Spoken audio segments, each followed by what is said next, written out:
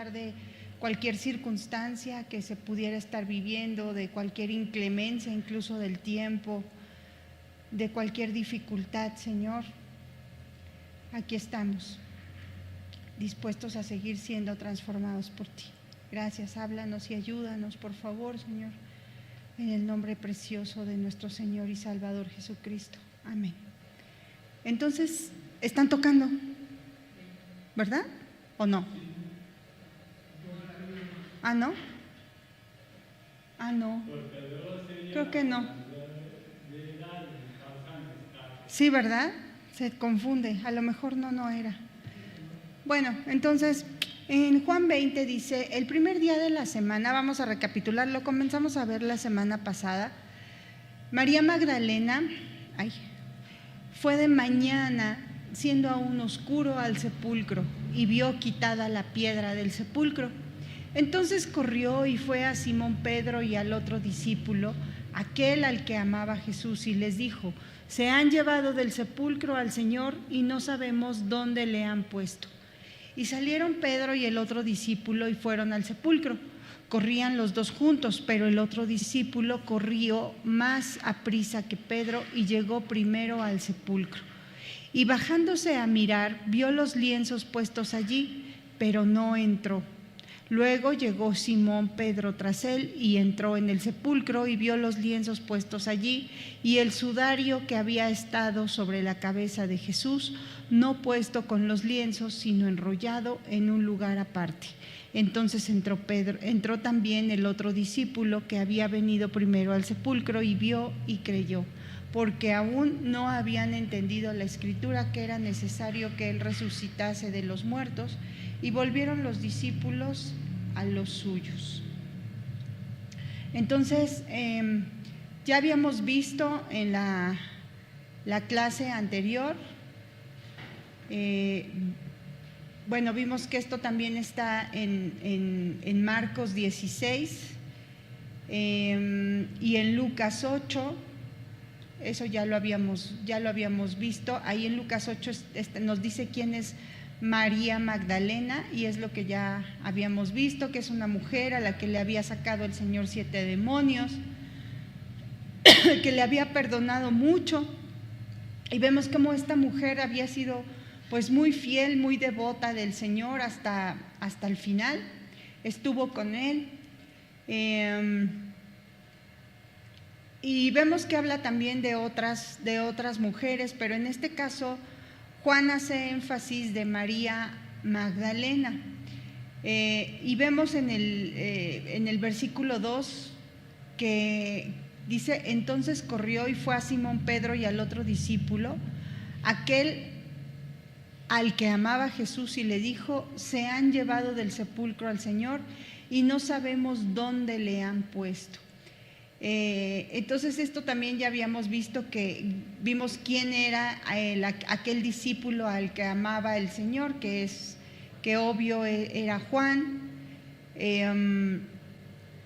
y vemos que ella corre, vimos varias citas de por qué corría pues con toda espantada, ¿no? Y toda, porque pues no era poco lo que acababa de ver. Acababa de presenciar a dos ángeles y también al Señor, pero vemos aquí que son como varios momentos, ¿no? Y que todo lo vamos viendo a través de los evangelios. Ella y algunos escritores piensan que las otras mujeres, porque habla de otras mujeres, sí son las que habían visto, ¿no? A los ángeles, pero María dice que ella pensaba que se lo habían llevado, ¿no? Y tenía angustia. Ahorita vamos a ver todo eso. Y estaba llorando, estaba ella angustiada. Dice en el versículo 3: y salieron Pedro y el otro discípulo y fueron al sepulcro.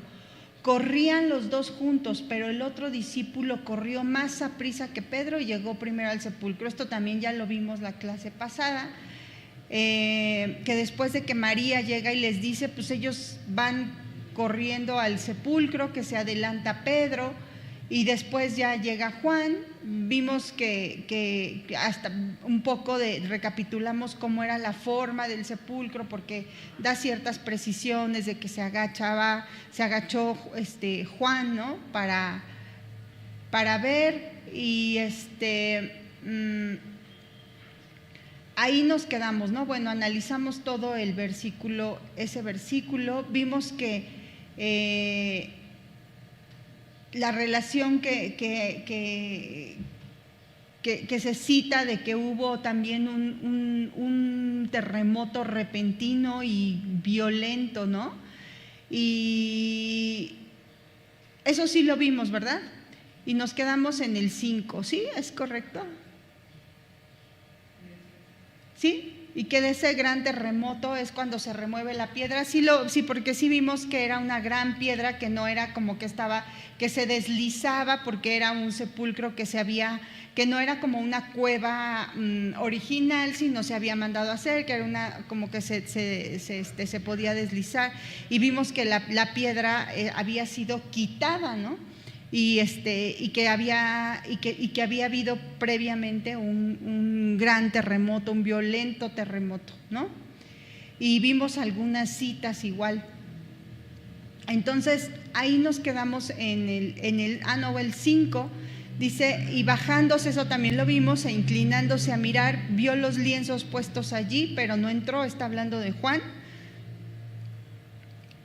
Y el 6, luego llegó Simón Pedro tras él, y entró en el sepulcro y vio los lienzos puestos allí, y el sudario que había estado sobre la cabeza de Jesús, no puesto con los lienzos, sino enrollado en un lugar aparte.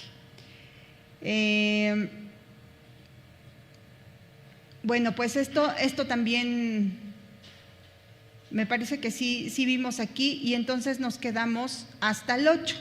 Donde ya después entonces, porque sí vimos de esto del lienzo que no está exacto, ¿no? Sino que estaba puesto al lado, exactamente, estaba doblado, estaba puesto al lado, y que no estaba, pues,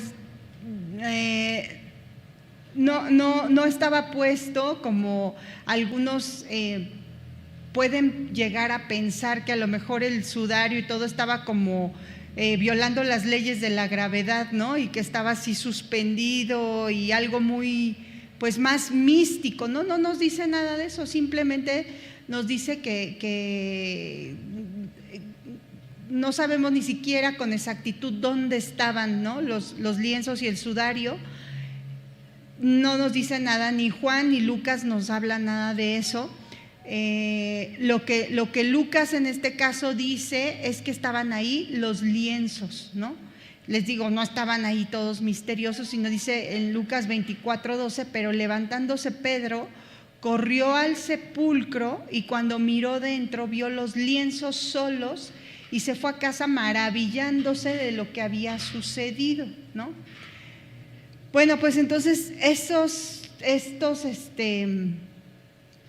ya los hechos son suficientemente maravillosos, no hay que agregarle nada de cuestiones místicas, ¿no? Adicionales, sino estaba todo en orden en el sepulcro. El cuerpo del Señor ya no estaba ahí, ese era el hecho. Vimos que por qué estaba la piedra, o sea, sí, ¿por qué la piedra sí estaba movida? Pues era necesario, ¿no? Para que pudieran entrar y evidenciar dar fe de lo que estaba sucediendo, ¿no? Y bueno, entonces ya vamos al 8. Dice: entonces entró también el otro discípulo que había venido primero al sepulcro, o sea, Juan, y vio y creyó, porque aún no habían entendido la escritura, que era necesario que él resucitase de los muertos. Bueno, ahora entonces Juan también entra en el sepulcro, y dice la escritura que ve y cree. ¿Y qué es lo que exactamente, qué es lo que vio? ¿Y qué es exactamente lo que creyó? Bueno, pues que Jesús había sido resucitado de los muertos, y por lo tanto pues estaba comprobando y creyendo que era el Mesías, el Señor de la gloria, el Hijo de Dios, que todo lo que Él les había dicho era cierto, ¿no? Se estaba cumpliendo delante de sus ojos.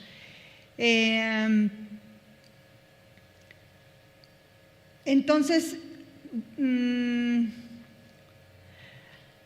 esto de que dice aquí, que dice, entonces entró también el otro discípulo que había venido primero al sepulcro y vio y creyó.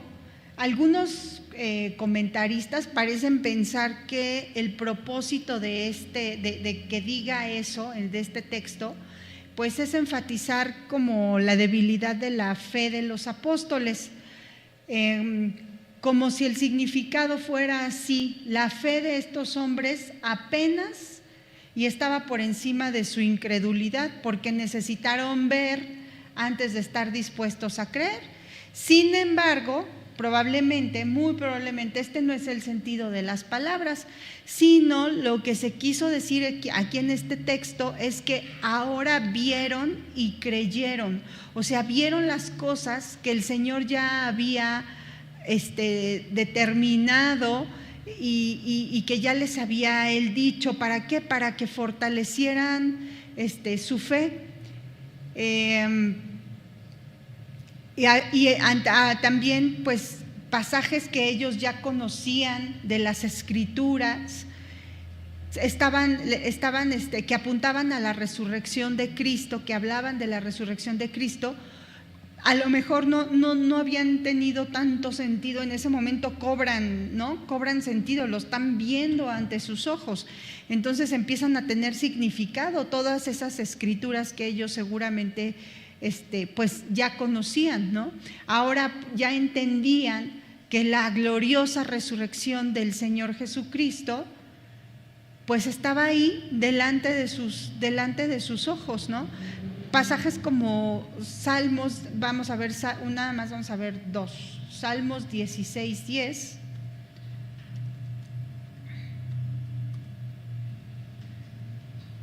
Dice: porque no dejarás mi alma en el Seol, ni permitirás que tu santo vea corrupción.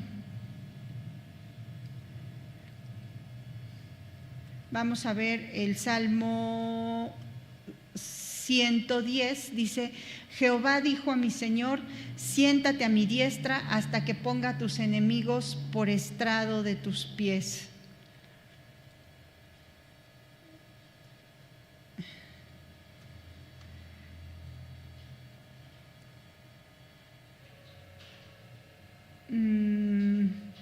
Por ejemplo, el Salmo 118, 22 dice: la piedra que desecharon los edificadores ha venido a ser cabeza del ángulo. De parte de Jehová es esto, y es cosa maravillosa a nuestros ojos. Este es el día que hizo Jehová, nos gozaremos y alegraremos en él. Pues todas esas citas él las conocía, ¿no? Y estaban en ese momento tomando relevancia delante de sus ojos, ¿no? Estaban tomando sentido.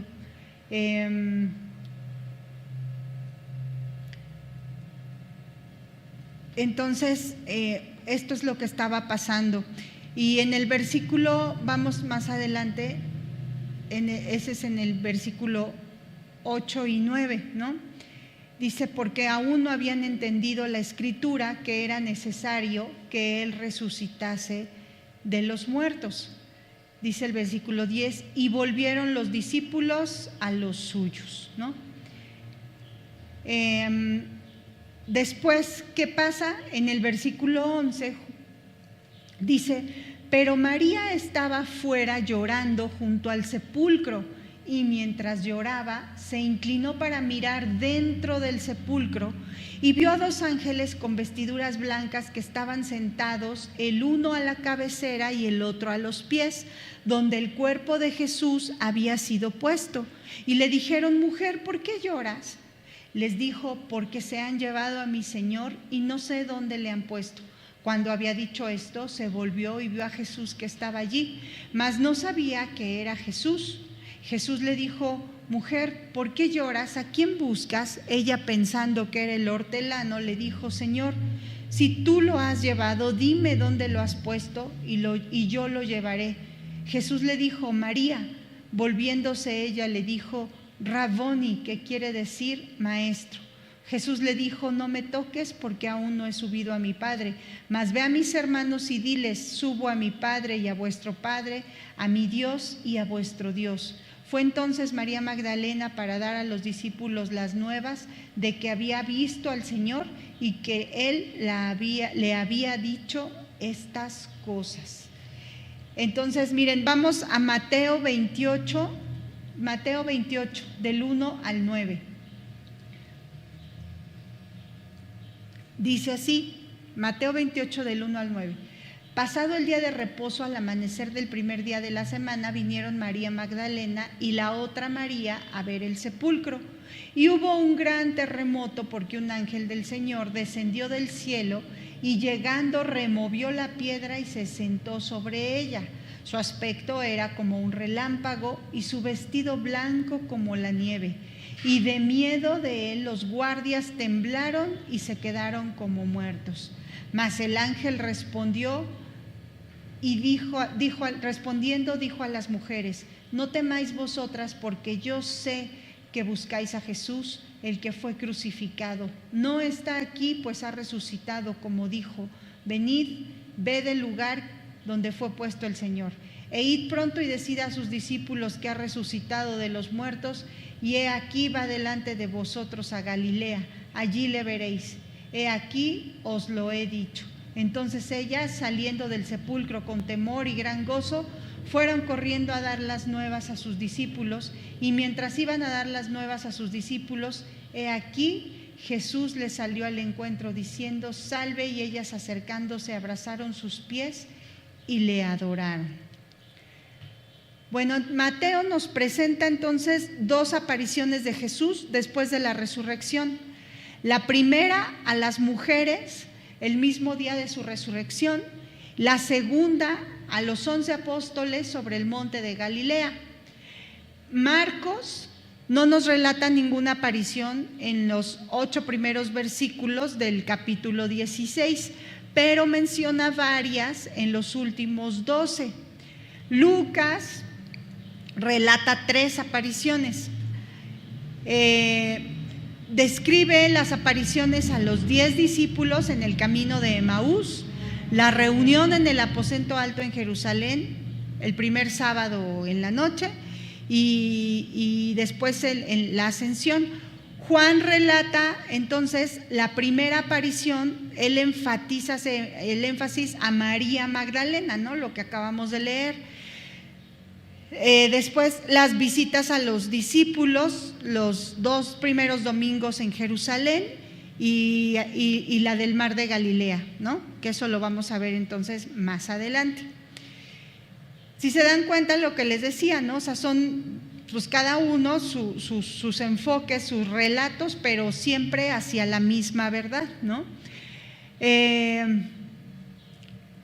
Esta vista de Juan y la de Mateo parecen ser la misma, en la que se menciona a María Magdalena. Las 2 mujeres entonces fueron a contar a los discípulos, eso sí, no hay duda en que son Pedro y Juan, según lo que nos dice aquí el Evangelio de Juan, y quizá la otra María, quizá no regresó a la tumba hasta más tarde, después que María Magdalena ya vio al Señor resucitado. Pero bueno, solo Mateo cuenta lo del terremoto, lo que ya vimos la clase pasada, cuando llegó el ángel del Señor, removió la piedra.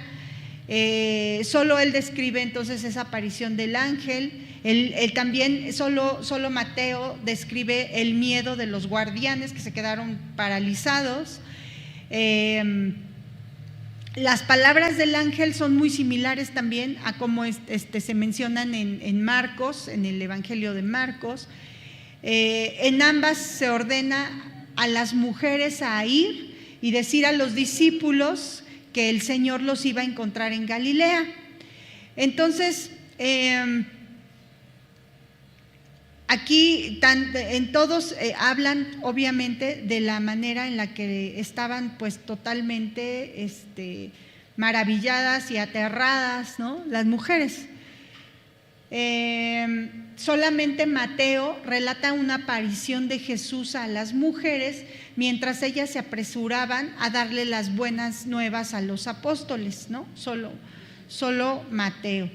Entonces, bueno, volviendo a Juan 20:11, que es donde estamos, Juan 20:11. Aquí pues entonces vemos cómo otra vez el relato se vuelve otra vez a María Magdalena.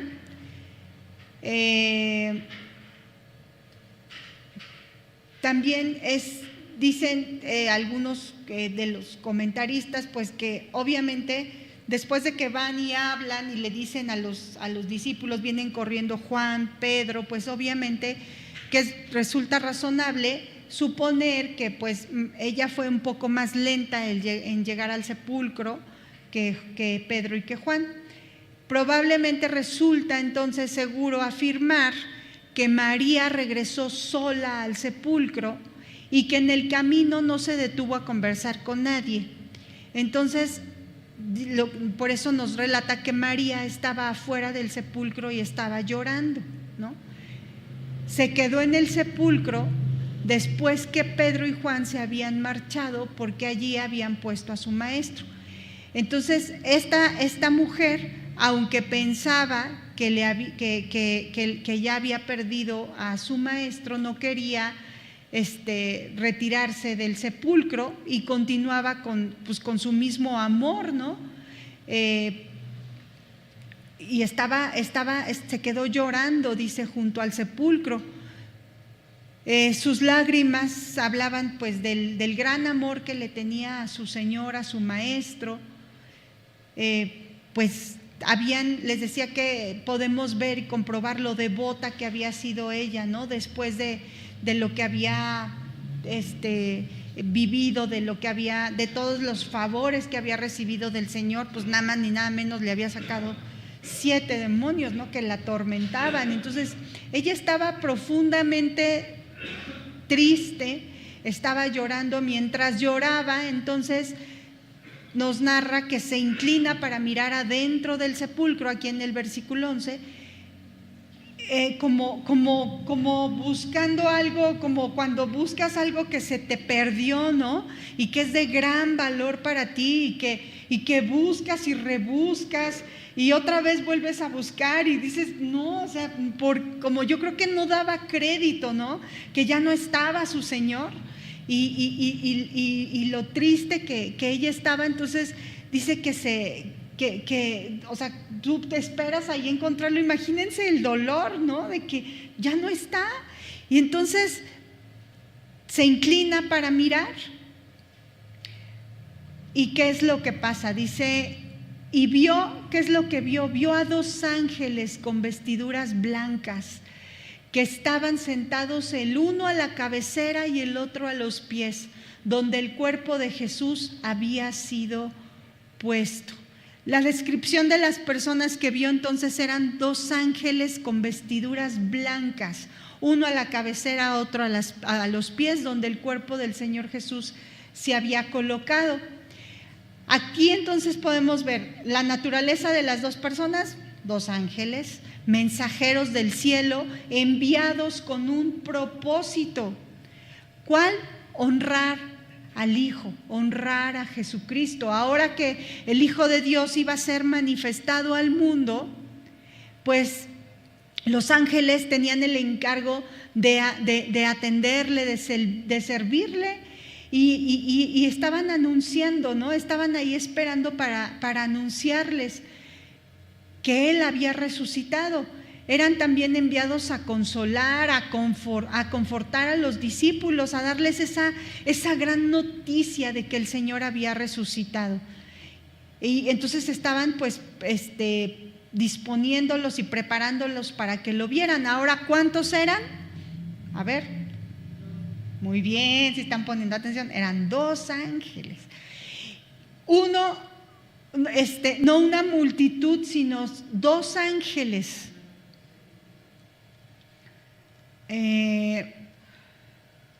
Miren, déjenme ver qué dice Lucas 2:13. Lucas 2:13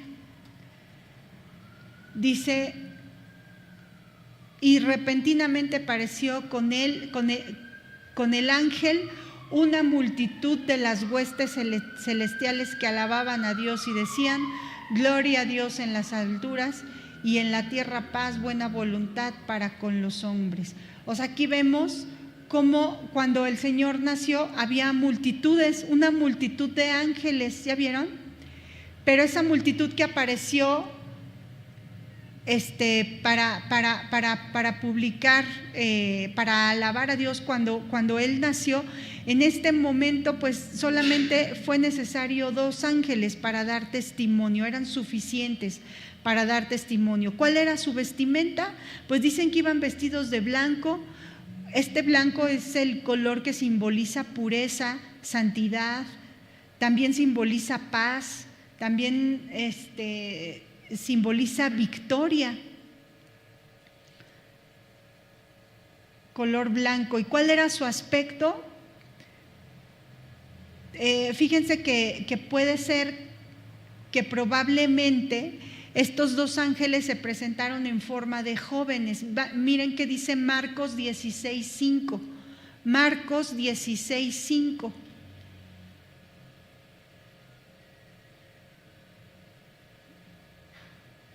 Yo se las leo, dice: y cuando entraron en el sepulcro vieron a un joven sentado al lado derecho, cubierto de una larga ropa blanca, y se espantaron. Aquí habla en Marcos solo de uno, dice un joven, o sea, está refiriéndose al ángel, ¿no? Entonces, sus blancos vestidos pues indicaban santidad, simbolizaban el triunfo de la vida sobre la muerte, de la luz sobre la oscuridad y de la gracia sobre el pecado. Sus vestiduras blancas, ¿no? ¿Dónde estaban? ¿Cuál era su postura y su ubicación? Bueno, pues ya lo vimos, estaban sentados dentro del sepulcro y estaban ellos, uno de un lado, uno en la cabecera, otro en los pies. Ellos, sin embargo, ya habían asustado y ahuyentado a los 2 guardias, ya lo vimos, ¿no? En Mateo. Y representaban justamente lo que les digo, la victoria de Cristo sobre el poder de las tinieblas. El estar sentados el uno frente al otro, uno a la cabecera y otro a los pies del sepulcro, puede recordarnos también a los querubines, situados a ambos lados del propiciatorio, el uno frente al otro para cubrirlo con sus alas. ¿Y Cristo fue crucificado? Cristo es el propiciatorio, ¿no? La propiciación en persona. Miren qué dice Primera de Juan 2:2.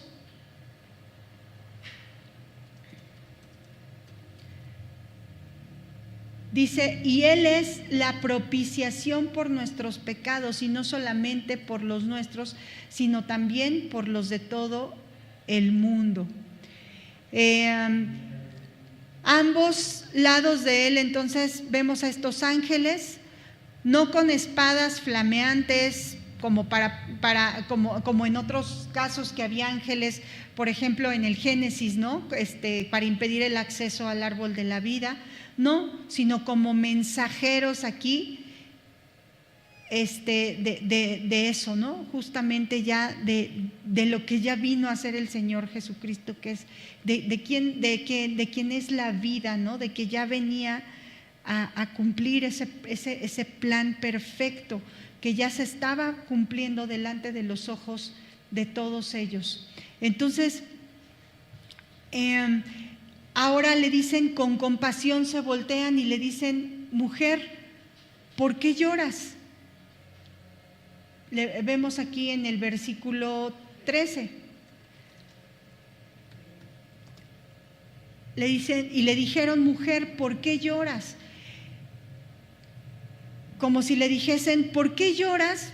Pues precisamente cuando deberías de tener tienes los motivos para que estés totalmente al revés. En vez de que estés triste, tienes motivos para tener el más grande regocijo, ¿no? O sea, es como si le preguntan así de, no porque no sepan por qué está llorando, no como cuando te acercas a alguien y le dices, oye, ¿qué tienes? ¿Por qué estás llorando? Sino cuando tú ya sabes la respuesta y le dices, pero ¿por qué lloras? Debes estar contento, ¿no? Así le dicen a ellas, mujer, ¿por qué lloras? Es como si le estuvieran diciendo entonces implícitamente, este es tiempo de gozo, no de lágrimas. No le están reprochando, ¿no? Sino les digo, solamente es tiempo de gozo. Y ella ¿qué les contesta? Les dijo, porque se han llevado a mi Señor y no sé dónde le han puesto. Entonces, ella pues está confundida, totalmente confundida. Seguramente no tenía esa claridad de lo que estaba pasando, ¿no? Solo lloraba porque estaba confundida, porque pensaba que se habían llevado ya a su Señor. No podría en ese momento ni los otros entender lo que estaba sucediendo y recordar, ¿no? Lo que ya lo sabían, ya se les había dicho lo que iba a pasar. Dice aquí que se han llevado a su Señor. Aquí ella habla como su Señor. Entonces dice, porque se han llevado a mi Señor y no sé dónde le han puesto. Aquí, bueno, ¿qué es lo que podemos ver? Algunos dicen rápidamente, pues la debilidad de su fe. Sí puede ser. Muchas veces pues nos turbamos con dificultades que nosotros pensamos que están ahí cuando no es una dificultad, ¿no? Ella pensaba que era una dificultad, pero estaba en su mente. Y no era así, era al contrario, era un motivo de gozo. Vemos también pues la fortaleza de su amor. A María Magdalena no le distraen de su búsqueda, ni la sorpresa de la visión de los ángeles. O sea, es un gran honor lo que ella está viendo ángeles, ¿no? Lo que podría suponer eso para ella. O sea, ella está focalizada en su Señor, en el amor que tenía, está devastada por el amor que ella tenía ante su Señor. Si podemos ver, dice, se han llevado a mi Señor. Entonces ella les dice, como si les dijera, tengo un grande y grave motivo para estar llorando, porque se han llevado a mi Señor. Ella había disfrutado pues del consuelo, del amor de Dios, y sentía que los había perdido, ¿no? Entonces aquí vemos, pero ¿por qué aparecieron entonces estos ángeles a las mujeres y no a Pedro y a Juan? Pues fue quizás porque la fe de las mujeres era mucho más débil que la de ellos y necesitaba una que los fortalecieran más. No, o sea, han dicho algunos esa respuesta, pero no hay nada en el relato que lo demuestre, ¿no? O sea, por si se lo han preguntado, ¿por qué le apareció a María Magdalena, quien le habían sacado los 7 demonios? ¿Por qué no a Juan, al discípulo al que él amaba, no? Y, o sea, ¿por qué primero a ellas? No, hombre, ya han hecho un montón. No, pues es que las mujeres, arriba el feminismo. No, de verdad, no saben cuántas cosas han dicho, ¿no?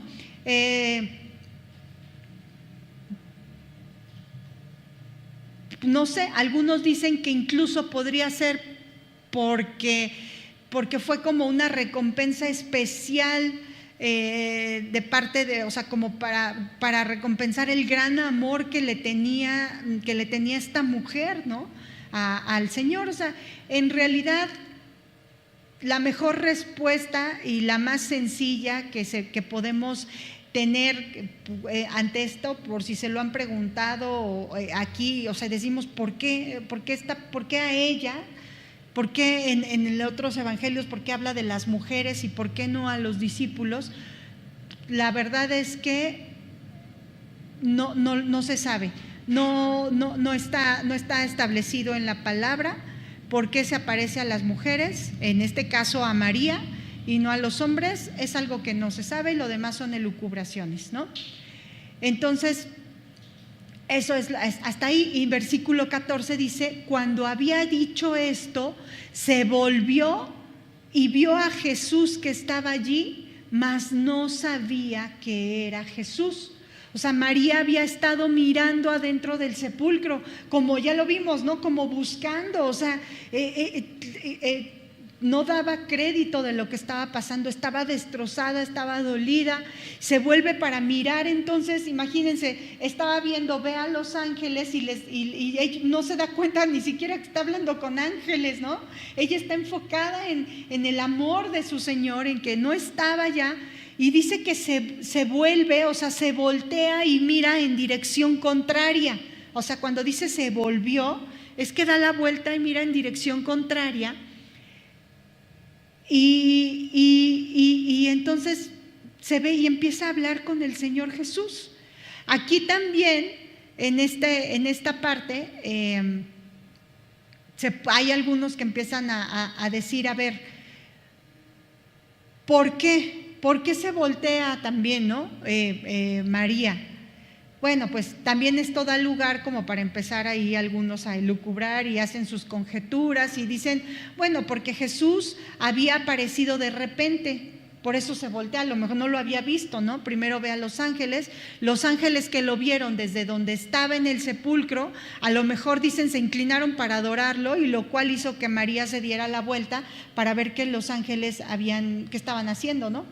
Otra puede ser porque los ángeles, al ver al Señor Jesús, le señalan hacia él, sugiriéndole a María que estaba fuera del sepulcro. Otra puede ser porque María oyó que alguien se acercaba también. Otro porque los ángeles a lo mejor desaparecieron de su vista. O sea, pueden ser muchísimas cosas, ¿no? No sé. Lo único que nos dice es que María voltea de momento, se voltea y está frente a frente al Señor y no lo reconoce en ese momento, ¿sí? Entonces,